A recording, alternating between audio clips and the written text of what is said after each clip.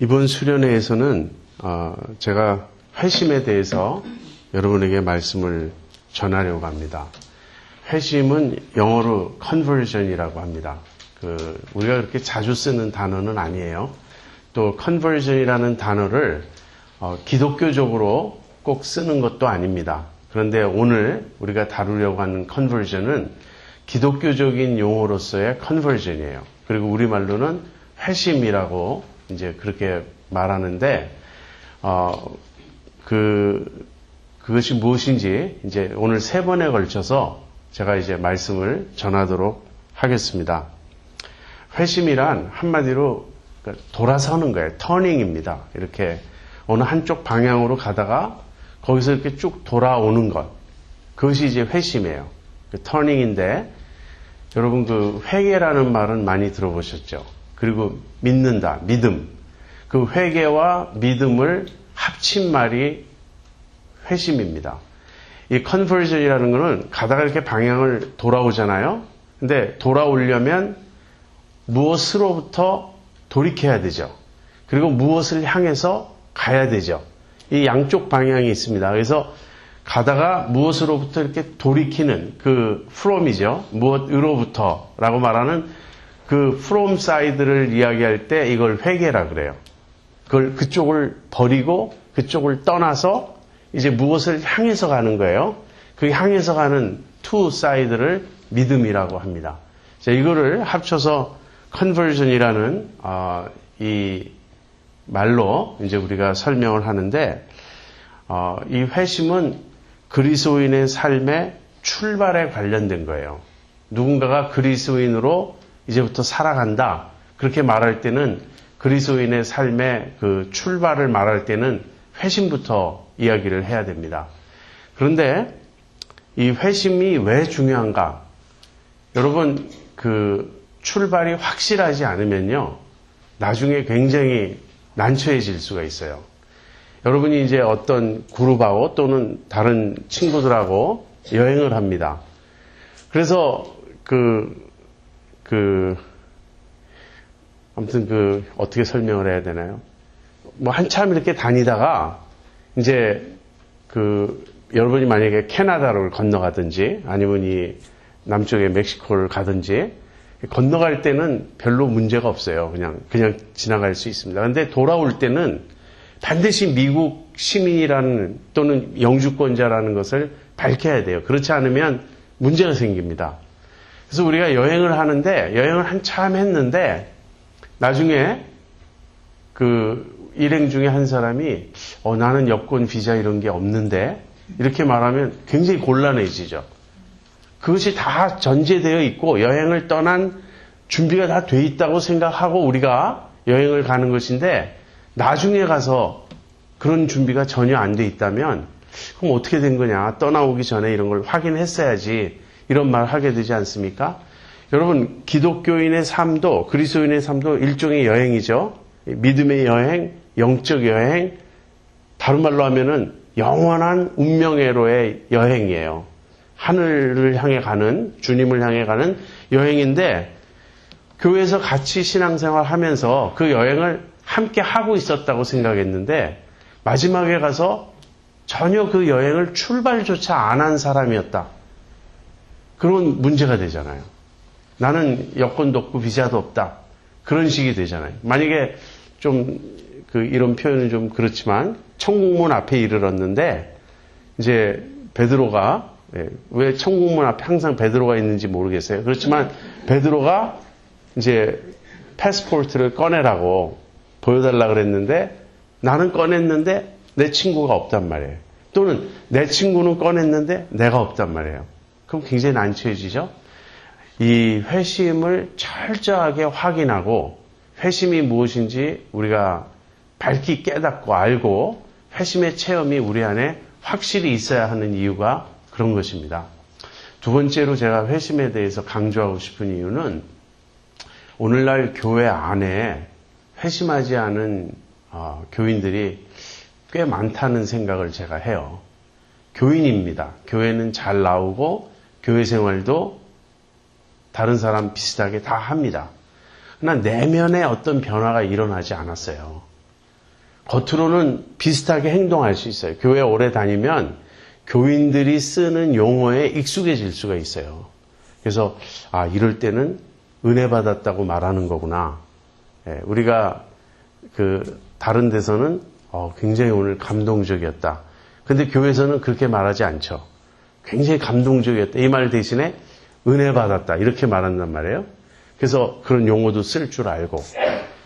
그래서 교인인데, 그래서 우리가, 저분은 참 믿음이 좋다. 그렇게 생각을 우리가 했는데, 나중에 보면 전혀 거듭나지 않은, 전혀 회심하지 않은 그런 사람인 경우가 있어요. 교회 안에 그런 사람들이 굉장히 많다고 저는 생각합니다. 그 이유는 무엇이냐면, 나중에 설명하겠지만, 복음을 바로 듣지 못했기 때문이에요. 복음을 바로 듣고, 그 복음에 의해서 변화를 체험하지 못한 채 교회 나와서 교회 생활에 익숙해지고 또 교회가 이 세상과 비슷한 것을 추구하는 그러한 교회의 가치관이 세속적이고 세상과 비슷한 그런 교회에서 신앙생활하면서 신앙의 핵심을 이 구원과 회심과 성화와 이런 데 두지 않고 복 받는 데 두는 기복주의에 두는 이제 그런 식으로 신앙생활을 하다 보면 회심하지 않은 교인으로 머물 수 있는 것이죠. 자, 회심은 어떻게 이루어지는가? 이제부터 설명하겠는데요. 회심을 말하기에 앞서 반드시 중생을 말해야 됩니다. 그래서 아까 제가 회심은 conversion이라고 말씀드렸는데 중생은 regeneration이에요. 영어로 regeneration이 중생이고 conversion이 회심입니다. 그런데 오늘 굉장히 어렵겠구나. 여러분 지금 그렇게 생각하실 수 있어요. 근데 나중에 설명을 다 듣고 나면 그렇게 어려운 건 아니에요. regeneration, 중생이 먼저 일어나야 회심, conversion이 일어날 수 있다. 제가 지금 드리는 말씀은 그것입니다. 왜 그런가? 중생은 뭐고 회심은 뭔가? 그걸 이제 설명할 텐데 이 첫 번째 이 시간에는 제가 중생을 설명하겠습니다. 왜냐하면 중생이 일어나야 그 결과 회심이 일어날 수 있다. 제가 이렇게 말씀을 드렸으니까 먼저 중생을 생각해 보겠습니다. 그 중생에 대해서 성경의 가장 그 유명한 본문은 요한복음 3장이에요. 요한복음 3장 1절부터 8절까지 제가 읽어드릴게요. 바리새인 중에 니고데모라 하는 사람이 있으니 유대인의 관원이라. 그가 밤에 예수께 와서 가로되 랍비여 우리가 당신은 하나님께로서 오신 선생인 줄 아나이다. 하나님이 함께 하시지 아니하시면 당신의 행하시는 이 표적을 아무라도 할 수 없음이니이다. 예수께서 대답하여 가라사대 진실로 진실로 내게 이르노니 사람이 거듭나지 아니하면 하나님 나라를 볼 수 없느니라.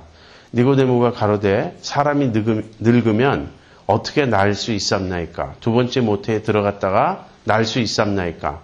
예수께서 대답하시되 진실로 진실로 내게 이르노니 사람이 물과 성령으로 나지 아니하면 하나님 나라에 들어갈 수 없느니라. 육으로 난 것은 육이요 성령으로 난 것은 영이니 내가 네게 거듭나야 하겠다는 말을 기이 여기지 말라. 바람이 임으로 불매 내가 그 소리를 들어도 어디서 오며 어디로 가는지 알지 못하나니 성령으로 난 사람은 다 이러하니라. 좀 본문이 길었지만 제가 읽었습니다. 니고데모라는 사람이 있었어요. 근데 이 니고데모가 밤에 예수님께 찾아옵니다. 그리고 예수님께 나름대로는 신앙 고백을 하는 거예요. 랍비여, 당신은 하나님께로서부터 오신 분이 분명합니다. 하나님이 함께 하시지 않으면 당신이 행하시는 이런 일들은 아무도 할 수 없습니다. 자, 니고데모가 이렇게 예수님께 말씀을 드리자 예수님이 사람이 거듭나야 된다. 이렇게 답변을 하셨어요. 지금 굉장히 이 대화가 이상합니다. 니고데모가 하는 말에 예수님이 엉뚱하게 답변을 하신 것 같은 거예요. 그런데 이 엉뚱한 대답이 사실은 아니라는 것을 이제 우리가 알게 돼요. 니고데모는 어떤 사람입니까? 니고데모는 여기 보면요. 바리새인이라고 되어 있습니다.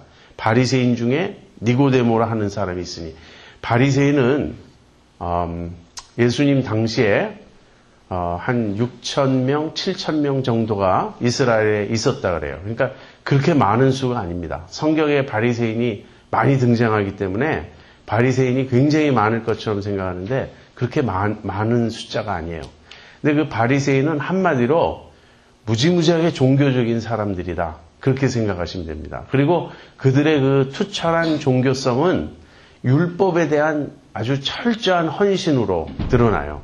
한마디로 바리새인들은 율법 지키는 일에 목숨 건 사람들이에요.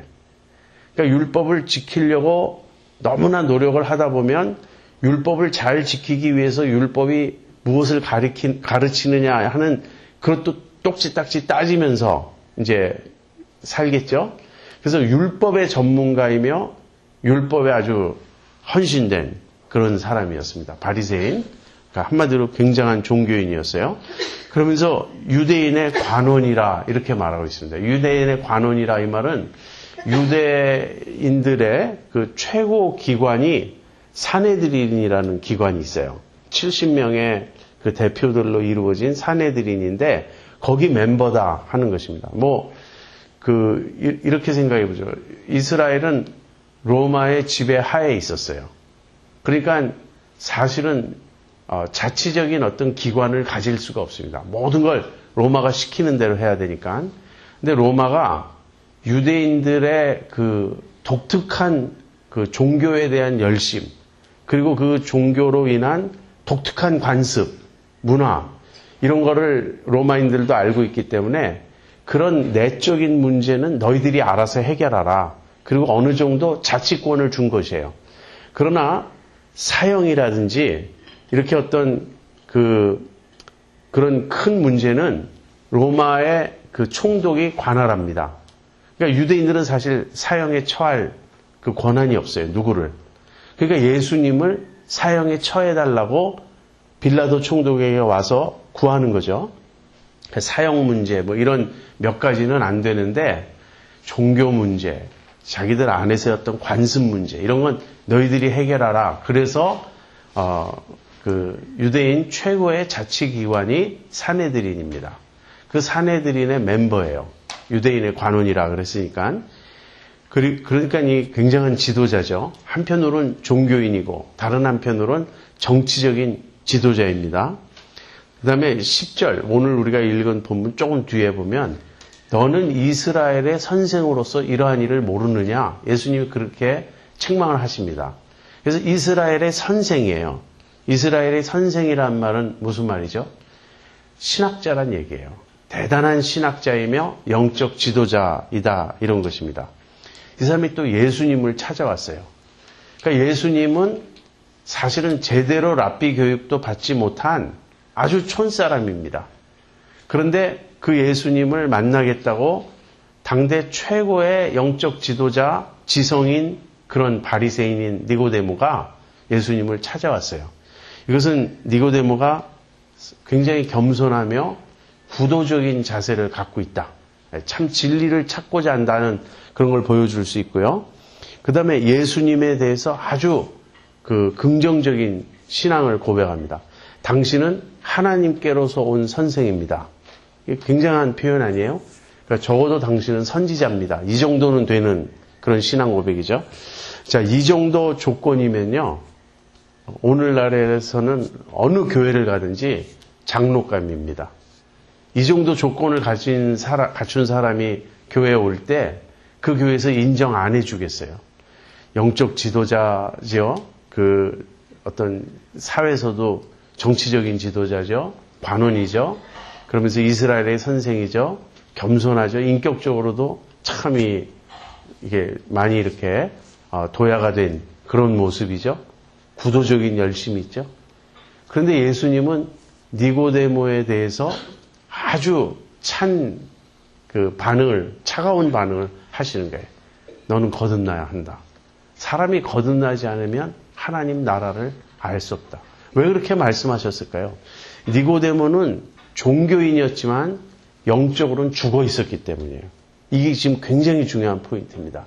니고데모는 종교인이었지만 외적으로는 모든 그 믿음에 그런 게 있는 것 같지만 영적으로 죽어 있었던 사람입니다.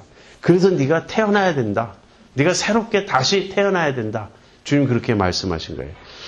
왜 그러냐면 여기 이제 니고데모를 엿볼 수 있는 두 가지 표지가 있습니다. 첫 번째는 니고데모가 밤에 찾아왔다는 거예요.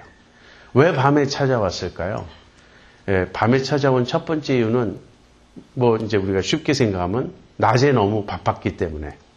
그런데 그렇다면 굳이 요한이 밤에 찾아왔다는 말을 넣을 필요가 없어요. 그냥 아무 때나 시간이 있어서 찾아온 거니까. 그게 아니고 밤이라는 말을 요한이 썼을 때는 뭔가 의도가 있는 거예요. 그런데 밤에 찾아왔다는 말을 한편으로 생각하면 남의 눈을 피해서 자기같이 굉장히 이렇게 높은 사람이 이 예수님처럼 촌사람을 만나러 온다는 것이 창피해서 남 모르게 왔다는 말일 수도 있어요. 밤에 찾아왔다는 말이. 그런데 요한복음 전체에서는 밤은 단순히 이 낮과 대조되는 어두운 밤이 아니라 영적인 의미가 있어요. 밤은 어둠이고 암흑이고 그런 것입니다. 그러니까 니고데모가 밤에 찾아왔다는 말은 니고데모는 밤에 속한 사람이다. 영적으로 어둠에 속한 사람이다. 그런 뜻이에요. 요한복음 13장 30절에 보면요. 가룟 유다에게 예수님이 떡을 찍어서 주시면서 내 할 일을 속히하라 이렇게 말씀하세요. 그러자 가룟 유다가 그 떡을 받은 후에 밖으로 나갑니다. 그런데 거기 요한이 뭐라고 쓰냐면 유다가 나가니 밤이러라 이렇게. 유다는 밤에 속한 사람이에요. 가룟 유다는. 그래서 가룟 유다처럼 니고데모도 이 시점에서는 밤에 속한 사람이에요. 그다음에 니고데모의 신앙은 어떤 것인가? 우리가 요한복음 3장 1절부터 읽었는데 요한복음 3장 바로 앞에 2장 마지막 부분에 이런 말이 있습니다.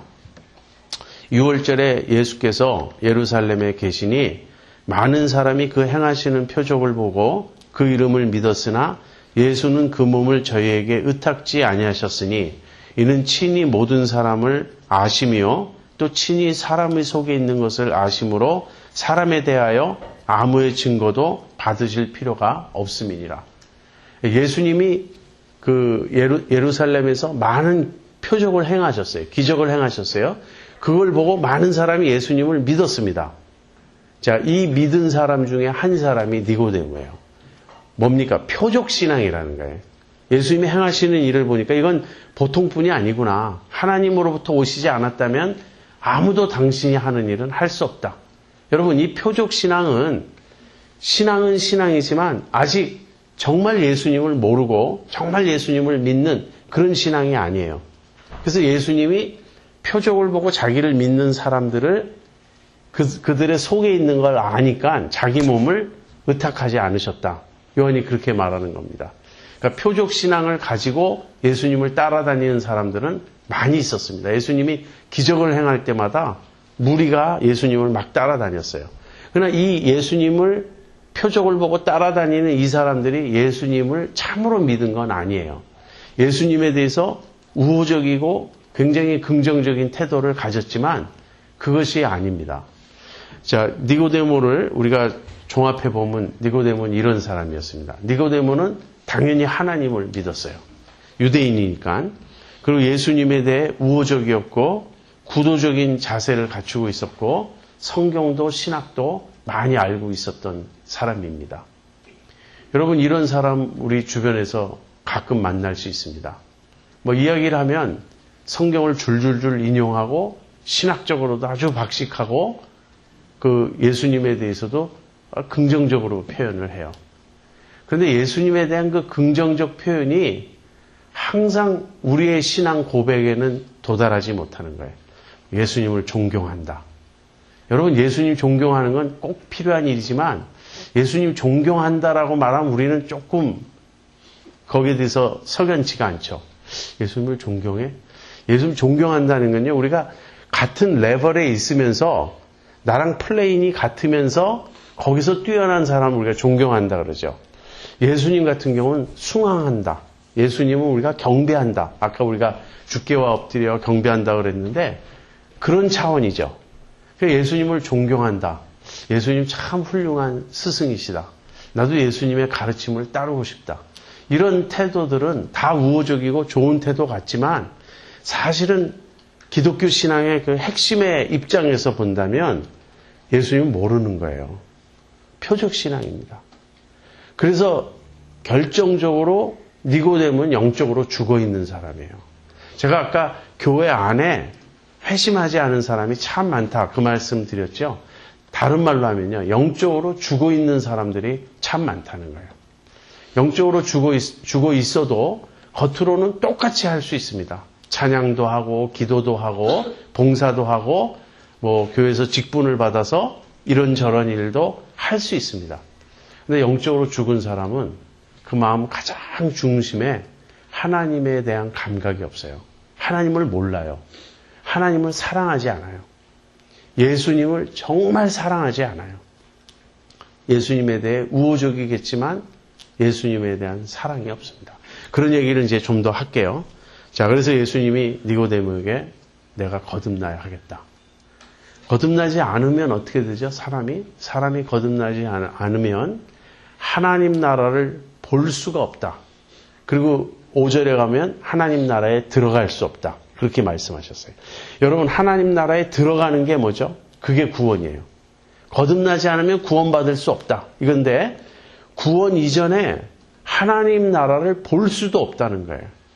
이 말은 지금 무슨 말이냐면 니고데모 너는 내가 하는 말이 무엇인지 넌 알지 못하고 있다. 너는 지금 하나님에 대해서 말하고 있는데 하나님이 함께 하시지 않으면 아무도 당신처럼 행할 수 없습니다. 이러면서 하나님을 안다고 생각하고 하나님에 대한 말을 하는데 너는 지금 내가 하는 말이 무엇인지도 너는 모른다. 예수님 지금 이렇게 말씀하시는 거예요. 왜? 사람이 거듭나지 않으면 하나님 나라를 볼 수가 없어요. 하나님 나라가 무엇이죠? 하나님 나라는 하나님의 통치입니다. 이 나라라는 말은 통치라는 말이에요. 그래서 하나님의 통치는 성령을 통해 이루어지는 보이지 않는 영적 질서예요. 하나님의 통치는 성령을 통해 이루어지는 보이지 않는 영적 질서입니다. 그 보이지 않는 영적 질서 안에 니고데모는 들어와 있질 않아요. 그 영적 질서를 보지 못하는 것입니다. 그래서 거듭나야 한다. 그럼 거듭난다는 말은 무슨 말인가? 거듭난다는 말은요, 두 가지 의미가 있어요. 다시 태어난다는 말도 있고 위로부터 난다는 뜻도 있습니다. 이 둘이 다 맞아요. 다시 태어난다. 한 번 태어난 것은 육신적인 출생이죠. 근데 두 번째 태어나는 것은 영적 출생이에요. 영으로 태어나야 한다. 그리고 두 번째 태어나는 건 위로부터 태어나는 것인데 위로부터 태어난다는 말은 아버지께로, 하나님 아버지께로부터 난다는 그런 뜻입니다. 요한복음 1장 12절 13절 제가 읽어드릴게요. 영접하는 자 곧 그 이름을 믿는 자들에게는 하나님의 자녀가 되는 권세를 주셨으니 이는 혈통으로나 육정으로나 사람의 뜻으로 나지 아니하고 오직 하나님께로서 난 자들이니라. 여기 영접하는 자, 예수님을 믿는 자들이 있어요. 영접하고 예수님을 믿는 자들에게는 하나님의 자녀가 되는 권세를 주셨어요. 그런데 그들은 어떻게 영접하고 예수님을 믿을 수 있었는가? 하나님께로서부터 났기 때문에, 영어로는 born of God입니다. 하나님으로부터 태어났기 때문에 이들은 영접할 수 있고 믿을 수 있었다. 지금 이 얘기예요. 그래서 하나님께로부터 나는 것, 그게 위로부터 나는 것입니다. 그 다음에 5절에 보면 사람이 물과 성령으로 나지 아니하면 예수님 또 그렇게 말씀하시거든요. 그러니까 거듭남이란 다시 태어남이며 위로부터 남이며 그 다음에는 물과 성령으로 나는 것입니다. 물과 성령으로 난다. 이 말이 무슨 말인가? 여기에 대해서는 이제 과거에 성경 신학자들이 여러 가지로 해설을 하고 설명을 했습니다. 그런데 요즘에는 이제 거의 정리가 됐어요. 물이 뭐고 성령이 뭐고 막 여기에 대해서 물은 세례고 물세례고 성령은 어떤 영적 체험이고 또는 물은 말씀이고 또는 물과 성령이 같은 것, 물 즉 성령으로 나지 아니하면 이렇게 여러 해석이 있었는데 이것은 구약의 에스겔 36장에 나오는 말씀을 예수님이 반영하고 계신 거예요. 에스겔 36장 24절부터 27절에 이런 말씀이 있습니다. 내가 너희를 열국 중에서 취하여 내고 열국 중에서 모아 데리고 고토에 들어가서 맑은 물로 너희에게 뿌려서 너희로 정결케 하되 곧 너희 모든 더러운 것에서와 모든 우상을 섬김에서 너희를 정결케 할 것이며 또 새 영을 너희 속에 두고 새 마음을 너희에게 주되 너희 육신에서 굳은 마음을 제하고 부드러운 마음을 줄 것이며 또 내 신을 너희 속에 두어 너희로 내 율례를 행하게 하리니 너희가 내 규례를 지켜 행할지라. 이 우리말 성경, 이 구약 이런 본문은 한 번 들으면 사실 무슨 말인지 잘 몰라요. 우리가 자꾸 읽어서 익숙해져야 아는데 요점은 이것입니다. 하나님이 이스라엘 백성을 그 고토에 이제 데리고 가겠다. 고토라는 말은 옛 땅이죠. 그러니까 이스라엘 백성이 지금 그 바벨론의 포로로 끌려가 있습니다. 근데 포로로 끌려간 너희들의 옛 땅, 다시 말하면 가나안 땅, 본향으로 내가 돌아가게 해주겠다. 근데 너희들을 돌아가게 할 때 하나님이 어떻게 하신다는 말인가? 그들을 변화시켜 주시겠다는 거예요. 그래서 너희 몸을 맑은 물로 씻는다. 이것은 정결케 됨을 의미하죠. 그리고는 내가 너희 속에 내 영을 주고 그 다음에 새 마음과 새 영을 주겠다. 바로 이 얘기예요. 물과 성령으로 나지 아니하면 하나님 나라에 들어갈 수 없다. 이 말은 뭐냐면 하나님이 새 언약을 말씀하셨는데 그 새 언약의 백성이 된다는 얘기예요.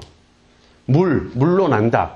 이것은 우리의 내면이 정결케 씻김 받는 걸 의미합니다. 그 다음에 성령으로 난다. 이것은 성령께서 하시는 일이죠.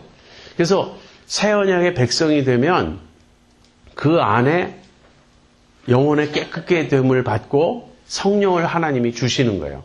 이것이 거듭남이에요. 거듭남이란 무엇인가? 영으로 태어나는 것인데 성령으로 태어나는 것이며 그 성령의 역사로 인해서 우리의 내면이 씻김을 받고 살아나는 것, 이 생명을 얻는 것, 내 안에 새 마음, 새 영이 주어지는 것, 이런 것이 거듭남입니다. 그러니까 지금 예수님과 니고데모의 대화를 이렇게 비교해 보면 이런 얘기예요. 니고데모는 옛 언약에 속한 사람입니다. 니고데모가 아는 것은 율법이에요. 그런데 율법으로는 구원을 얻을 수가 없어요. 율법을 다 지킬 수가 없어요. 정말 중요한 것은 성령으로 거듭나야지 사람이 거듭나지 않은 채 자기의 어떤 종교 체계 안에서 종교적인 의식을 통해서 하나님을 알 수가 없다는 것이에요. 그래서 예수님이 니고데모에게 내가 거듭나야 하겠다. 거듭나지 않으면 하나님 나라를 볼 수도 없고 하나님 나라에 들어갈 수도 없다. 이렇게 말씀하신 것입니다. 여러분 거듭남, 중생, 이 중생이 무슨 말인지 아시겠죠? 근데 니고데모가 이제 질문해요. 어떻게 이런 일이 가능합니까? 니고데모는 아주 우리와 비슷해요. 제가 물어보고 싶은 말을 니고데모가 대신 물어봐 줍니다. 사람이 늙으면 어머니 뱃속에 다시 들어갔다가 나오란 말입니까? 그렇게 질문해요. 그러니까 니고데모는 이해를 못하는 거예요. 예수님은 육으로 난 것은 육이요, 영으로 난 것은 영이다. 이렇게 말씀하세요. 지금 예수님은 영의 세계를 말씀하고 계신 거예요.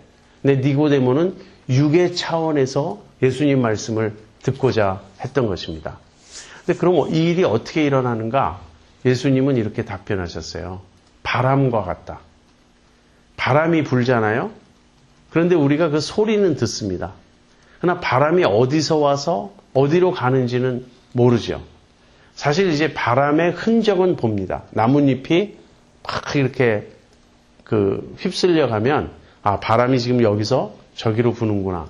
나뭇잎을 보고 알죠. 바람을 보는 게 아니에요. 바람은 아무도 볼 수가 없습니다. 근데 바람은 임으로 분다. 그 말은 누가 바람을 조절하지 않아요. 바람이 자기가 부는 대로 부는 거예요. 다시 말하면 바람이 자신의 뜻대로 불어간다. 그러니까 이것은 성령님이 역사하실 때 성령님은 자기 자신의 뜻대로 역사하신다. 이거를 좀 어려운 말로 주권적 역사라 그럽니다. 성령의 주권적 역사. 성령께서 그분이 알아서 하시는 일이에요. 외부에서 우리가 성령님을 컨트롤할 수가 없습니다. 그 다음에 이 바람이 임의로 불매 어디서 와서 어디로 가는지 우리가 알지 못하지만 우리가 그 소리는 듣는 것과 같다. 이 중생이란 건요. 어떻게 일어나는지 거듭나면 어떻게 일어나는지 사실 몰라요. 성령이 하시는 일인데 그런데 그 결과는 우리가 안다는 거예요. 여러분 어떤 사람이 거듭났어요. 근데 그 사람에게 물어보면 대답을 합니다. 내가 이렇게 해서 거듭났다. 근데 그 대답은 뭐냐면요. 회심이에요. 자, 이제 조금 제가 설명하는 내용이 복잡해지기 시작하는데 회심은 중생의 결과다. 제가 아까 이렇게 말씀드렸죠. 그러니까 우리가 변화되는 체험을 합니다. 근데 그것은 회심이에요. 내가 믿으니까, 내가 깨달으니까, 내가 회개하니까. 그래서 중생의 결과로 어떤 사람이 변화되는 그 모습은 봅니다. 근데 그것은 결과이지 중생 자체가 아니에요. 중생은 하나님이 신비하게 하시는 일입니다. 성령이 우리 안에서 하시는 일이에요. 그래서 중생은 바람이 부는 것과 같다. 성령께서 당신의 뜻대로 우리들 내면 깊숙이 일으키시는 변화입니다. 자, 우리가 니고데모와 예수님의 그 대화를 통해서 중생에 대해서 좀 한 측면을 살펴보았는데요. 이 시간부터 나머지 시간에는 중생에 대해서 제가 좀 설명하겠습니다. 정리해서 하나하나 중생이 무엇인지 여러분에게 말씀드리겠습니다. 첫 번째, 중생은 우리의 죽은 영이 살아나는 것입니다. 중생은 우리의 죽은 영이 살아나는 것이에요. 이 말은 우리 안에 영이 죽어 있음을 전제로 하죠. 우리 안에 영이 죽어 있음을 전제로 합니다. 에베소서 2장 1절에 보면 너희의 허물과 죄로 죽었던 너희를 살리셨도다. 근데 이 살리셨도다라는 말은 사실 1절에 나오는 말이 아닌데 우리말로 번역하다가 문장을 만들기 위해서 붙였어요. 1절에 나오는 본래의 말은 뭐냐면 너희의 허물과 죄로 죽어 있었다. 이 얘기예요. 누가? 모든 인간이 중생하기 전에, 거듭나기 전에는 허물과 죄로 죽어 있었습니다. 여기서 이게 영적으로 죽은 거죠. 몸이 죽은 건 아니죠.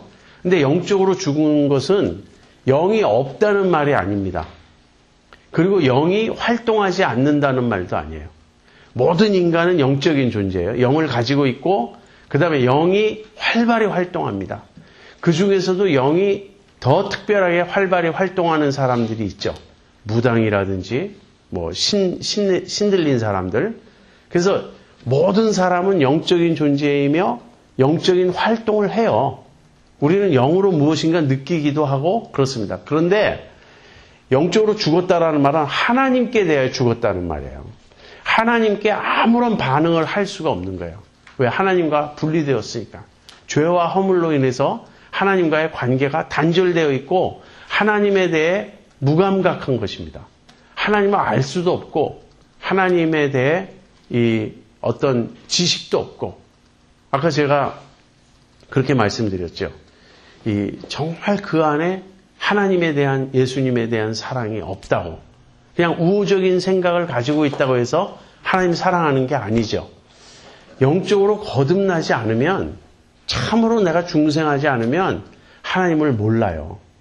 하나님에 대해서 살아나는 거예요. 하나님께 대해 내가 살아나자 비로소 이제는 하나님이 나에게 생생해지고 하나님이 실제가 되고 내가 하나님과 관계하고 교통하는 것이 가능해지는 것입니다. 영적으로 죽은 우리가 살아나는 것. 하나님께 대하여 죽었던 우리가 하나님께 대하여 살아나는 것. 이것이 중생입니다. 중생이란 말은요. 그 중생이란 말과 거듭난다는 말은 원어로 달라요. 그런데 사실 같은 뜻이에요. 그래서 우리가 동의어로 쓰는데 중생이란 말 자체는 팔링게네시아란 말이에요. 여러분 원어로 듣고 잊어버리셔도 됩니다. 저도 이렇게 노트에 적어서 말할 때 보면서 말하지만 나중에 물어보면 잘 기억도 못해요. 팔린게네시아라는 단어가 중생인데 성경에 딱 2번 나와요. 신약 성경에 마태복음 19장 28절에 예수께서 가라사대 내가 진실로 너희에게 이르노니 세상이 새롭게 되어 인자가 자기 영광의 보좌에 앉을 때 나를 좇는 너희도 12보좌에 앉아 이스라엘 12지파를 심판하리라. 세상이 새롭게 된다. 이렇게 표현할 때 세상이 중생한다. 세상이 중생한다는 거예요. 그다음 디도서 3장 5절에도 중생이라는 단어가 나와요. 우리를 구원하시되 우리의 행한 바 의로운 행위로 말미암지 아니하고 오직 그의 긍휼하심을 조차 중생의 씻음과 성령의 새롭게 하심으로 하셨나니. 그래서 중생은 씻음이고 새롭게 하심입니다. 그래서 이 중생이란 말은 2번 나오는데 중생과 같은 개념의 그 내용들은 성경에 신약 성경에 여러 군데 나와요. 그 중에 대표적인 게 거듭남이라는 단어입니다. 거듭남, 위로부터 남, 다시 태어남. 사실 아무 차이가 없어요. 자, 그래서 중생은 그 영적으로 죽었던 우리가 살아나는 것인데 누가 우리를 살리는 것입니까? 죽은 우리를 살리시는 것. 하나님이 하시는 일이에요. 그리고 더 정확히 이야기하면 성령께서 하시는 일입니다. 에베소서 2장 5절 6절에 이런 말씀이 있습니다. 허물로 죽은 우리를 그리스도 예수와 함께 살리셨고 또 함께 일으키사 그리스도 안에서 함께 하늘에 앉히시니. 우리를 살리셨어요. 그리고 함께 하늘에 앉히셨습니다. 이것이 이제 중생이에요. 성령께서 우리의 죽은 영을 살리시는 것. 중생은 2번째, 중생은 우리의 죽은 영이 살아나는 것이다. 첫 번째였고요. 2번째는 중생은 전적으로 하나님이 하시는 일이다 하는 거예요. 중생은 전적으로 하나님이 하시는 일이다. 아까 바람이 임으로 불매 그랬잖아요. 바람이 자기 뜻대로 불어간다고 성령께서 하시는데 하나님이 하시는데 전적으로 하나님의 뜻대로 성령님의 뜻대로만 이루어집니다. 그래서 중생은 우리가 관여할 수가 없어요. 내가 중생하겠다고 노력할 수 있습니까? 노력할 수 없어요. 영적으로 죽은 우리가 무슨 노력을 합니까? 영적으로 죽은 사람에게 너 좀 움직여봐. 팔 좀 들어봐. 아무리 우리가 말을 해도 반응할 수 없죠. 그래서 이것은 전적으로 하나님이 하셔야 되는 일이에요. 그러니까 출생하는 것은 출생하는 그 사람의 입장에선 전적으로 수동적일 수밖에 없습니다. 태어나는 일은, 그러니까 낳는 일, 그 생명을 이렇게 낳는 일은 낳는 자에게서는 능동적이죠. 엄마가 아이를 낳을 때 엄마가 낳죠. 그러나 태어나는 아이는 수동적이에요. 낳아지는 거예요. 또 여기서 또 따지지 마세요. 애가 나오더라. 엄마가 낳으려고 한 게 아니라 갑자기 진통이 오더니 애가 나온 거다. 그러니까 애가 능동적이고 엄마가 수동적이다. 그렇게 따지지 말고 어쨌든 우리가 보면 출생 당하는 거죠. 우리가 엄마 뱃속에서 나와지잖아요. 그것처럼 영적으로 태어나는 일도 우리는 수동적입니다. 누가 능동적입니까? 하나님이 하시는 일이에요. 하나님이 야고보서 1장 18절에 이런 말씀이 있어요. 그가 그 조물 중에 우리로 한 첫 열매가 되게 하시려고 자기의 뜻을 조차 진리의 말씀으로 우리를 낳으셨느니라. 하나님이 진리의 말씀으로 우리를 낳으셨느니라. 그래서 중생은 하나님이 우리를 낳으시는 겁니다. 자, 2가지를 말씀드렸죠. 중생은 죽은 영이 살아나는 것이고 중생은 철저하게 하나님이 전적으로 하시는 일이다. 자, 3번째. 중생은 순간적이며 내적으로 일어나는 일로서 우리가 알 수 없다. 중생은 순간적입니다. 이 말은 어떤 사람이 중생했느냐 안 했느냐 둘 중에 하나예요. 중생하고 있다. 이렇게 시간적으로 과정적으로 설명할 수 없어요. 물론 태어나는 것은 좀 시간이 걸리니까 어떤 사람은 2시간 진통 끝에 2시간 막 힘들게 애를 낳았다. 그런가 하면 어떤 아이는 빨리 나왔다. 이렇게 우리가 육체적인 출생에 있어서는 시간 차이를 말할 수 있지만 영적으로는 둘 중에 하나입니다. 죽었냐 살았냐. 그래서 영적으로 살아났다. 이것은 순간적으로 일어나는 일이에요. 그리고 이것은 내적으로 일어나는 일인데 내적으로 일어난다는 일을 말을 오해하지 마시고요. 이건 은밀하게 일어나는 일이다. 그렇게 이해를 하세요.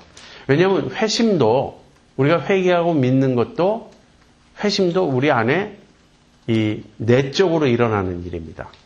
회심도. 그러나 중생과 회심은 어떤 차이가 있냐면 회심은 우리가 경험하는 것이에요. 우리가 아는 것이에요. 그것을. 근데 중생은 내적으로 일어난다는 말은 은밀하게 우리도 모르게 일어나는 거예요. 하나님이 죽은 우리의 영을 우리 안에서 순간적으로 살리시는 그런 것입니다. 자, 그 다음에 네 번째, 중생의 결과는 회심으로 나타난다. 여러분, 지금 제가 중생, 회심 자꾸 이렇게 말하면서 순서를 지금 말하는데요. 중생과 회심은 동시적 사건입니다. 동시적 사건이에요. 그러니까 뭐냐면 어떤 사람이 예수님을 믿게 돼요. 예수님을 믿고 변화가 됩니다. 그럼 그걸 우리가 회심이라고 불러요. 그런데 그 회심은 먼저 하나님이 그의 죽은 영을 살려주셨기 때문에 그 사람이 믿을 수 있게 된 것이고 그 사람이 회개할 수 있게 된 것이다. 이런 논리입니다. 그래서 중생은 반드시 회심으로 드러납니다. 중생했는데 아직까지 회심하지 않았다. 이럴 수는 없어요. 중생했으면 회심한 것이고 회심했으면 중생한 것입니다. 그런데 여기에 한 가지 차이가 있어요. 중생은 순간적이지만 회심은 과정적이에요. 우리의 변화를 한번 생각해 보세요. 자, 제가 이렇게 설명해 볼게요. 어떤 사람이 교회에 이제 나와요. 근데 나오는 이유는 그 청년의 예쁜 자매들이 많다는 얘기를 듣고 이제 나오는 거예요. 그러니까 아주 속에 다른 목적을 가지고 있죠. 내가 그래도 그 청년회 좀 다니다가 운이 좋으면 내가 누구를 만날 수 있겠지. 그래서 처음에 나와서 몇 달은 도대체 예배에도 관심이 없고 청년회에서 하는 뭐 기도회 이런 데는 전혀 관심이 없고 그저 눈만 이렇게 살피는 거예요, 그냥. 그런데 어느 날 청년회 그 전도사님이 설교하시는데 자기도 모르게 귀가 기울여지는 거예요. 그러더니 끝나고 집에 가서 그 전도사님이 아까 한 말이 사실일까? 이렇게 계속 생각을 하는 겁니다. 그 다음 주에 갔더니 전도사님 설교가 계속 자기 귀에 들어오기 시작해요. 그래서 그렇구나. 그러다가 이제 결정적으로 이제 수련회를 가는데 수련회를 가서 자기가 기도하는데 아주 막 뜨거운 어떤 눈물도 흐르고 그랬어요. 자, 그 다음에 내려왔더니 이제 주변 사람들이 굉장히 은혜를 많이 받았다고 그러면서 청년회 임원을 하라는 거예요. 그래서 임원도 합니다. 그러다 몇 년 다녔는데 청년회 회장까지 했어요. 그리고 아주 그 위에서 믿음이 좋은 청년으로 이제 소문이 났습니다. 그 청년에게 물어보는 거예요. 당신은 언제 예수님 믿게 됐냐고. 그러면 어느 한 순간을 집어낼 수가 없어요. 내가 청년회 처음 왔을 때, 이 교회 처음 왔을 때 완전히 생뚱이었다고. 나는 영적인 일에 관심도 없었고 사실 예수님에 대해 아무 관심도 없었다고. 그래서 내가 다니다 보니까 조금씩 말씀이 들어오기 시작했고 그러다 보니까 이제는 내가 정말 예수님을 확실히 믿게 되었다고. 자, 회심은 이렇게 과정적이죠. 물론 어떤 사람은 이 청년이 수련회에 가서 기도하다가 뜨거운 어떤 체험을 했으니까 그때 거듭난 것이다. 뭐 이렇게 말할 수도 있고 그런데 사실은 모릅니다. 어느 순간 회심했는지 회심이 이 사람에게 있어서는 과정적이었어요. 회심의 기간이 뭐 몇 개월 걸릴 수도 있고 심지어는 몇 년이 걸릴 수도 있습니다. 그런데 그 회심의 그 어떤 과정 중에 어느 한순간 중생을 했겠죠. 정말 이 영적으로 갑자기 속에서 살아나는 일이 있었겠죠. 그래서 제가 이 중생과 회심을 이렇게 구분해서 설명을 하고 있는 것이에요. 중생은 원인이라는 거예요. 회심의 원인. 하나님이 우리의 죽은 영을 살려주시지 않으면 아무도 믿을 수가 없습니다. 하나님이 우리의 죽은 영을 살려주셨기 때문에 내가 믿는 것인데 우리가 아는 바는 중생 쪽은 전혀 없어요. 우리는 회심만 아는 거예요. 우리는 주님의 말씀을 들었고 내가 깨달았고 내 속에 죄가 얼마나 심각한 죄라는 것을 알게 되었고 그 죄에 대해서 회개하게 되었고 이렇게 내가 변화된 그 측면을 이해합니다. 근데 내가 왜 그렇게 변화되었는가? 그것은 그 이전에 내 죽은 영을 하나님이 살려주셨기 때문에 나에게 그런 변화가 찾아올 수 있었다 하는 것이에요. 신학적으로 이런 입장을 칼빈주의라 그럽니다. 칼빈주의에서는 중생이 회심에 앞서서 일어나야 된다. 근데 이제 다르게 생각하는 사람들도 있어요. 믿는 건 내가 믿는 것이다. 그래서 내가 믿고 나면 그 다음에 중생이 뒤따르는 것이다. 이렇게 설명하는 사람들도 있습니다. 그러나 저는 그건 옳지 않다고 생각해요. 여러분 자신들의 경험을 한번 생각해 보십시오. 여러분이 믿고 나서 변화된 것인지 아니면 보니까 믿게 된 것인지. 우리가 보니까 믿고 있어요. 왜 내가 믿게 되었는지 그 이유를 잘 모르겠어요. 여러분이 믿을 수도 있고 안 믿을 수도 있는 그 어떤 어중간한 상황에서 믿기로 결단한 것입니까? 그때는 그렇게 생각했는데 지나가 놓고 보면 내가 믿기로 결단한 그 자체도 하나님이 하신 일이에요. 그래서 중생은 하나님이 하시는 일입니다. 전적으로 하나님이 하시는 일이고 죽은 우리의 영을 살리시는 것이고 그 결과 우리가 회개하고 예수님을 믿는 회심을 체험하게 되는 거예요. 근데 회심은 조금 과정적이고 우리가 경험적으로 아는데 중생은 순간적이고 경험적으로 우리가 알지 못하는 그러한 일입니다. 자, 그러면 이제 아주 중요한 그 문제를 하나 다뤄야 되겠어요. 중생은 어떻게 일어나는가 하는 것이에요. 중생은 어떻게 일어나는가. 아까 전적으로 하나님이 하시는 일이라 그랬죠. 그리고 우리가 할 수 있는 일이 없다고 그랬죠. 근데 중생은 하나님이 하시는 일인데 하나님이 어떻게 하시냐면 말씀을 통해서 하세요. 그러니까 우리가 중생 자체는 우리 힘으로 할 수 있는 게 아니지만 중생이 일어날 수 있는 어떤 그 상황 속에 내가 있을 수는 있습니다. 하나님이 중생을 일으키시는데 중생은 말씀을 통해서 일어납니다. 그 성경 구절 아까 야고보서 1장 18절에서도 하나님이 진리의 말씀으로 우리를 낳으셨느니라. 말씀으로 낳으셨다 그랬어요. 또 베드로전서 1장 23절에 이런 말씀이 있습니다. 22절, 23절 너희가 진리를 순종함으로 너희 영혼을 깨끗하게 하여 거짓이 없이 형제를 사랑하기에 이르렀으니 마음으로 뜨겁게 피차 사랑하라. 너희가 거듭난 것이 썩어질 씨로 된 것이 아니요 썩지 아니할 씨로 된 것이니 하나님의 살아있고 항상 있는 말씀으로 되었느니라. 너희가 진리를 순종함으로 너희 영혼을 깨끗게 하여 거짓이 없이 형제를 사랑하기에 이르렀다. 베드로가 그렇게 말하고 있습니다. 자, 그리고 나서는 뒤이어서 너희가 거듭난 것이 썩어질 씨로 되지 않고 썩지 아니할 씨로 된 것인데 그것은 하나님의 말씀이다. 여러분 진리를 순종함으로 영혼이 깨끗게 되어 형제를 사랑하게 되었다. 이게 회심이에요. 왜냐하면 내가 순종하는 것이니까. 내가 믿는 것이니까. 진리를 믿고 순종해서 내가 변화되고 내가 형제를 사랑하게 되는 것입니다. 그런데 이 회심은 무엇의 결과로 일어나냐면 거듭남의 결과로 일어나는 거예요. 그래서 너희가 거듭난 것이 하나님의 말씀으로 되었다. 베드로가 이렇게 말합니다. 여러분, 하나님이 말씀으로 우리를 살리십니다. 말씀으로 우리를 살리셔요. 자, 이 하나님이 말씀으로 우리를 살리시는 이것을 이제 그 성경에서 하나 예로 제가 찾아서 말씀드릴게요.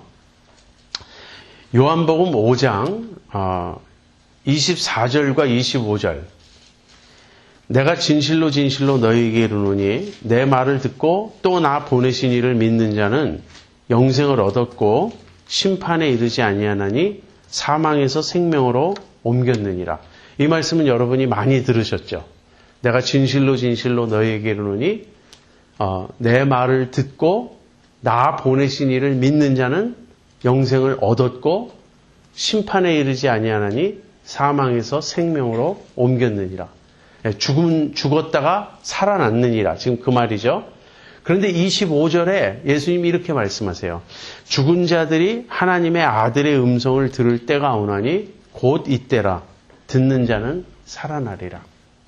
여기 죽은 자들이라는 말은 무슨 뜻입니까? 영적으로 죽은 자들이 하나님의 아들의 음성을 들을 때가 오나니 곧 이때라. 듣는 자는 살아나리라. 예수님의 음성을 듣고 살아났기 때문에 우리가 예수님을 믿고 영생을 얻고 이렇게 되는 거예요. 이 하나님의 아들의 음성을 듣고 살아난다. 자, 이것이 중생입니다. 하나님의 아들의 음성을 듣고 살아난다. 여러분, 나사로의 부활을 여러분 아시죠? 성경의 요한복음 11장에 예수님이 죽은 나사로를 살리시는 그 이야기가 기록되어 있습니다.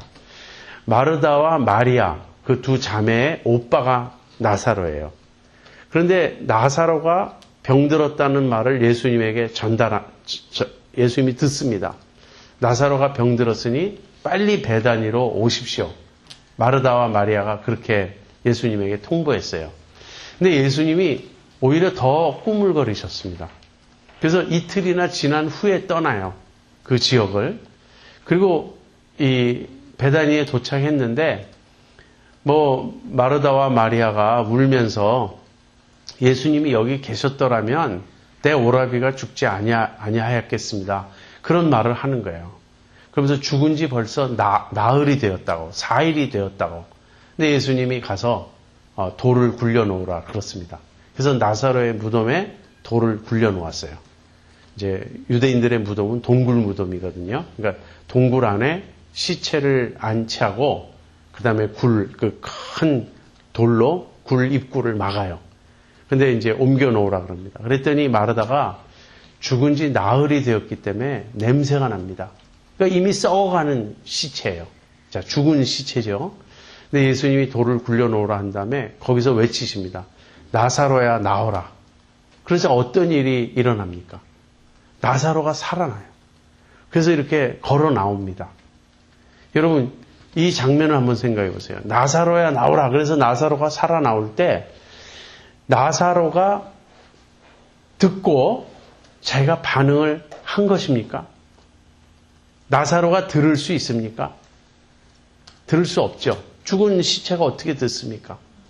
그런데 예수님의 말씀이 나사로에게 들어가서 나사로를 살리신 거예요.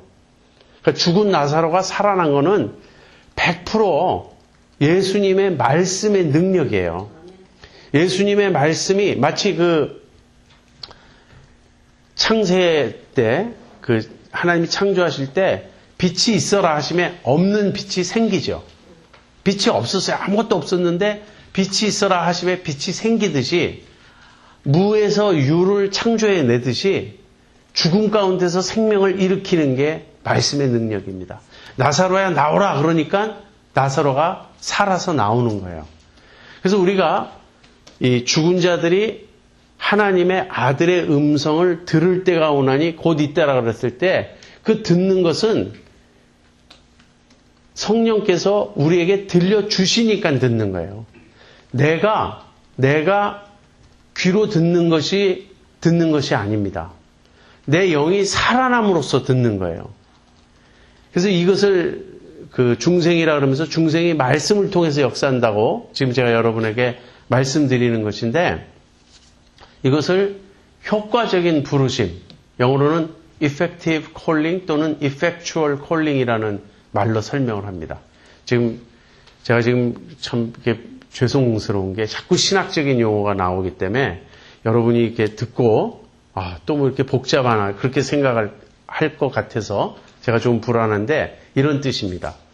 여러분 말씀을 들을 때 살아난다 그랬죠. 우리가 말씀을 들을 때. 근데 말씀을 귀로 듣는 것은 일반적인 부르심이에요. 지금 여러분이 여기 앉아서 제가 전하는 말을 다 귀로 듣습니다. 빌리그레함 전도대회에서 빌리그레함이 막 그 복음을 전하는 걸 사람들이 귀로 듣습니다. 이렇게 귀로 듣는 것을 일반적인 부르심이라 그래요. 이거 그냥 복음을 듣는 것, 귀로. 그런데 효과적인 부르심이라는 건 무슨 말이냐면 그렇게 귀로 들을 때 죽은 영이 듣는 건 아니에요. 영이 죽어 있으니까. 그 중에 그 말씀을 통해서 사람을 살려내시는 대상들이 있어요. 그 죽은 영이 말씀을 들을 때 살아나는 것. 이걸 효과적인 부르심이라고 부릅니다. 한마디로 하나님이 살려내시는 거예요. 말씀을 통해서. 하나님이 살려내시고 그들에게 말씀을 깨닫게 하시고 말씀이 그 안에 들어가 역사하게 하시는 겁니다. 그래서 하나님이 우리를 살리실 때 어떻게 살리시는가? 말씀으로 살리세요. 우리가 거듭난 것이 썩어질 씨로 된 것이 아니라 썩지 아니할 씨로 된 것이니 하나님의 살아있고 항상 있는 말씀으로 되었느니라. 여러분, 말씀을 들을 때 이 말씀은 세상의 일반적인 이야기와 다릅니다. 많은 사람들이 그 점을 오해해요. 말씀은 도덕적인 가르침, 도덕적인 강화가 아닙니다. 말씀은 무슨 철학적인 이론이 아니에요. 말씀은 그런 지식적인 정보가 아닙니다. 정보를 담고 있어요. 그러나 말씀은 영이고 이것은 생명이고 하나님의 능력이고 하나님의 말씀이에요. 그래서 하나님의 말씀이 선포될 때 그 말씀을 모든 사람이 귀로 듣지만 일부의 사람들은 성령께서 그 말씀을 그 마음 안에 깨닫게 해주심으로써 말씀이 그 안에 들어가게 됩니다.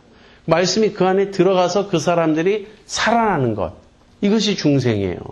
그렇게 말씀을 듣고 살아나기 때문에 어떻게 됩니까? 반은. 그 말씀을 이제 믿게 되는 거예요. 그래서 이제 다시 한번 정리해 볼게요. 우리가 예수님을, 지금 제가 하는 모든 이야기는 도대체 우리는 어떻게 예수님을 믿게 되었나 그 얘기를 하는 거예요. 복음을 전하는데 일부의 사람들은 믿습니다. 일부의 사람들은 믿지 않아요. 왜 일부의 사람들은 믿고 일부의 사람들은 믿지 않는가? 여기에 대해서 설교자가 설교를 잘하면 믿고 설교를 못하면 안 믿는다. 이건 성경적인 답이 아니에요. 아무리 설교자가 유창하게 설교를 해도 꿈쩍도 안 하는 사람들은 얼마든지 있습니다.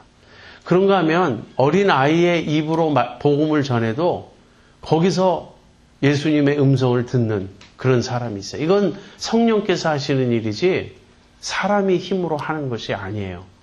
자, 그런데 성령께서 어떻게 하시는가? 그 죽은 영을 살리셔서 그 사람이 말씀을 깨닫게 하는 거예요. 말씀을 깨닫게 되면 이제 그 말씀을 통해서 아까 나사로의 그 시신에 대해서 예수님이 말씀하시자 말씀이 가서 나사로를 일으키죠. 말씀이 나사로를 살려내죠.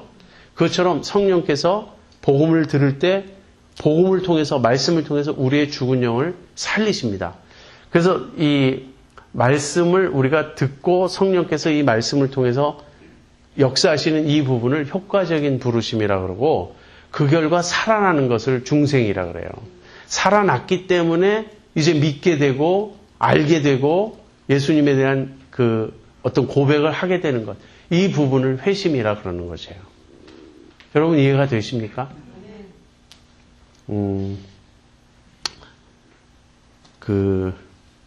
고린도 후서 4장 4절과 6절에 이런 말씀이 있습니다. 그 중에 이 세상 신이 믿지 아니하는 자들의 마음을 혼미케 하여 그리스도의 영광의 복음의 광채가 비치지 못하게 함이니 그리스도는 하나님의 형상이니라. 그리고 6절 어두운 데서 빛이 비치리라 하시던 그 하나님께서 예수 그리스도의 얼굴에 있는 하나님의 영광을 아는 빛을 우리 마음에 비추셨느니라. 여러분 지금 제가 복음을 들을 때 일부의 사람들은 믿고 일부의 사람들은 믿지 않는다. 근데 믿는 사람들에게는 사실 성령이 역사하셔서 그들로 하여금 깨닫게 해주셨기 때문에 믿는 것이다. 그 점을 설명했죠. 그런데 안 믿는 사이드에도 영의 역할이 있어요. 안 믿는 사이드의 영의 역할은 무엇이냐면 이 세상 신이, 이 세상 신은 누구죠? 사탄이에요. 이 세상 신이 믿지 아니하는 자들의 마음을 혼미케 하여, 그 마음을 혼미케 하여 그리스도의 영광의 복음의 광채가 비치지 못하게 합니다. 말씀을 듣는데 그 말씀을 깨닫지를 못하는 거예요. 왜? 마음이 혼미해져 가지고 그 말씀을 통해서 그리스도의 그 영광의 복음의 광채를 전혀 보지 못해요. 예수님이 씨 뿌리는 자의 비유에서 말씀하신 첫 번째 밭의 비유입니다. 사실 밭도 아니죠. 길가예요. 예수님 그 씨 뿌리는 자가 씨를 뿌리러 나가는데 네 종류의 밭이 있었어요. 첫 번째는 길가, 두 번째는 돌밭, 세 번째는 가시떨기, 네 번째는 좋은 밭. 그런데 첫 번째 길가에 떨어진 씨앗은 이런 것입니다. 여러분, 길가라는 게 왜 그 씨를 길가에다 뿌리나 이상하죠? 이 길가는 사람들이 다니는 길가를 말하는 게 아니고 밭과 밭 사이에 나 있는 좁은 길이에요. 밭과 밭 사이에 거기를 지나가면서 씨 뿌리는 자가 양쪽에 씨를 뿌리는 거예요. 이 밭에. 그런데 씨를 뿌릴 때 일부는 그냥 이 씨 뿌리는 자가 걸어 다니는 그 좁은 길 위에 떨어진다는 거예요. 여기는 사람이 계속 밟고 다니기 때문에 단단합니다. 그래서 씨가 떨어지면 안으로 이렇게 뿌리를 내릴 수가 없어요. 그냥 길 위에 놓여 있는 거예요. 그런데 뭐라 그랬죠? 새들이 와서 쪼아먹는다 그랬죠. 지금 정확히 여기 설명하고 있는 이런 모습입니다. 이 세상 신이 그 마음을 혼미케 해서, 믿지 아니하는 사람들의 마음을 혼미케 해서 그리스도의 복음의 그 영광의 광채를 깨닫지 못하게 해요. 그러니까 어떤 사람들은 얘기를 해도 전혀 깨닫지를 못합니다. 왜 그렇습니까? 여러 가지 이유를 댈 수 있어요. 기독교 이야기는 신화와 같다. 동화와 같다. 너무 말이 안 된다. 여러 가지 이야기를 할 수 있습니다. 그런데 생각해 보세요. 똑같이 공부한 사람, 똑같이 똑똑한 사람, 그 사람들이라고 신화 같다, 동화 같다, 말이 안 된다. 이런 반응을 그러니까 그 사람들도 보일 수 있는 거 아니에요. 근데 어떤 사람들은 그걸 믿는 거예요. 아, 이게 정말 진리구나. 하나님 정말 계시구나. 정말 내가 죄인이구나. 예수님이 나의 죄를 해결하셨구나. 일부는 깨닫고 일부는 깨닫지 않습니다. 이것은 영의 역사예요. 이것은 사탄의 역사 그리고 성령의 역사입니다. 그래서 한쪽 믿지 않는 사람들은 깨닫지 못해요. 이걸 다른 식으로 설명하면 우리의 죄로 인해서 그렇습니다. 로마서 1장 18절부터 보면요. 하나님의 진노가 불의로 진리를 막는 사람들의 모든 경건치 않음과 불의에 대하여 하늘로조차 나타나나니 그렇게 말하고 있어요. 불의로 진리를 막는 사람들. 이 말이 우리말에서는 무슨 말인지 명확하지가 않는데 불의로 진리를 억누르는 사람들. 그 뜻이에요. 진리를 억누른다는 말은 무엇이죠? 하나님을 아는 지식을 우리가 우리의 그 무의식 속에 억누릅니다. 우리의 죄로 인해서 하나님을 아는 지식을 우리가 억눌러요. 그런데 21절에서 23절에는 이런 말씀이 있어요. 하나님을 알되 하나님 아는 걸로 시작해요. 하나님으로 영화롭게도 아니하며 감사치도 아니하고 그래서 그 생각이 허망하여지며 미련한 마음이 우준하게 되고 이 미련한 마음이 어두워지고 그래서 썩어지지 아니할 하나님의 영광을 썩어질 사람과 금수와 버러지 형상의 우상으로 바꾸었느니라. 하나님을 알지만 하나님을 하나님으로 인정하지 않고 거부하면요. 그 다음에는 우리의 마음이 하나님을 모르게 돼요. 하나님을 아는 지식을 상실하고 억누르게 돼요. 그 다음에는 그 하나님 거부한 그 자리에 거짓 신을 섬기게 되는 거예요. 여러분, 모든 인간은 하나님을 압니다. 예외 없이, 한 사람도 예외 없이 모든 인간은 하나님을 알아요. 그런데 그들이 모르는 건 무엇인지 아세요? 하나님을 안다는 그 사실을 몰라요. 이게 말장난이 아니에요. 하나님을 아는데 하나님을 안다는 그 사실을 몰라요. 왜? 하나님 아는 지식을 억누르고 있기 때문에. 그럼 언제 알게 됩니까? 나중에 심판대에서 알게 돼요. 심판대에서 모든 사람이 이렇게 고백하게 될 것입니다. 내가 하나님을 알았다고. 처음부터 하나님을 나는 내내 알고 있었다고. 그런데 죄로 인해서 우리가 하나님 아는 지식을 억누르고 있는 거예요. 불의로 진리를 막고 있는 것입니다. 내가 불의로 진리를 막는 것을 다른 식으로 설명하면 사탄이 우리의 마음을 혼미케 해서 이 복음의 광채를 깨닫지 못하게 하는 거예요. 자, 그런데 믿게 되는 사람이 있단 말이에요. 믿게 되는 사람은 어두운 데서 빛이 비치리라 하시던 그 하나님께서 예수 그리스도의 얼굴에 있는 하나님의 영광을 아는 빛을 우리 마음에 비치셨느니라. 예, 이 하나님이 우리 마음에 빛을 비춰줬어요. 이거를 성령의 조명이라고 합니다. 성령께서 우리를 깨닫게 해주셨다. 그래서 빛이 들어오니까 우리가 믿게 되는 거예요. 이 빛이 들어오는 이것을 우리가 하는 게 아니고 수동적으로 하나님이 하나님의 능력으로 우리에게 그 빛을 비춰주시는 겁니다. 복음을 들을 때. 자, 이런 것들을 제가 지금 여러분에게 설명하고자 하는 것입니다. 여러분, 중생은 하나님이 하시는 일이에요. 성경에 보면 중생하라, 거듭나라 이런 명령은 없어요. 그건 우리가 하는 일이 아니기 때문에. 그런데 성경에 보면 무슨 명령이 있죠? 회심하라는 명령이 있어요. 회개하라. 얼마나 많이 나옵니까? 그 명령이. 주 예수를 믿으라. 얼마나 많이 그 명령이 나옵니까? 그러니까 우리는 그 명령에 순종하면 돼요. 복음을 듣고 믿으면 돼요.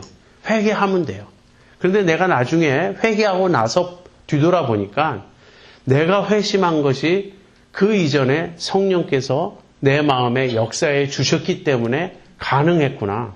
그 성령께서 내 죽은 영을 살려주셨고 복음을 듣고 깨닫게 해 주셨기 때문에 내가 믿게 된 것이구나. 이렇게 회심의 원인인 중생을 알게 되는 거예요. 그래서 중생 자체를 아는 게 아니고 중생의 열매인 회심을 통해서 나에게 중생이 일어났구나. 여러분, 바람이 부는 것 아무도 모릅니다. 그건 바람의 자유대로 부는 거예요. 그러나 바람이 부는 결과는 우리가 알잖아요. 우리가 바람을 느낄 수도 있고 나뭇잎이 날아가는 걸 볼 수도 있고. 이것이 중생입니다. 이것이 거듭남입니다. 그래서 이번 이 시간 강의를 제가 마칠 텐데요. 일단 이 중생에서부터 시작을 합니다. 우리가 예수 믿고 이제 신앙생활 하게 되는 것은 중생에서부터 시작하는데 중생은 회심으로 드러난다. 이렇게 말했기 때문에 이제 앞으로 2시간에 걸쳐서 회심을 이야기할 겁니다. 제 오늘의 그 강의의 강조점은 회심에 있어요. 그 회심을 하나님이 하시는 일의 결과다. 이 하나님 쪽의 원인을 찾기 위해서 이 시간 먼저 중생을 말씀드렸고요. 이제 그러면 우리는 어떻게 해야 하는가? 우리는 회개하고 믿어야 되죠. 우리에게 주어진 과제는 회심하는 것입니다. 내가 과연 회심했는가? 어떻게 하면 회심할 수 있는가? 또는 회심의 결과는 무엇인가? 이런 것들을 다음 시간에 살펴보겠습니다. 기도하고 이 시간 마치죠.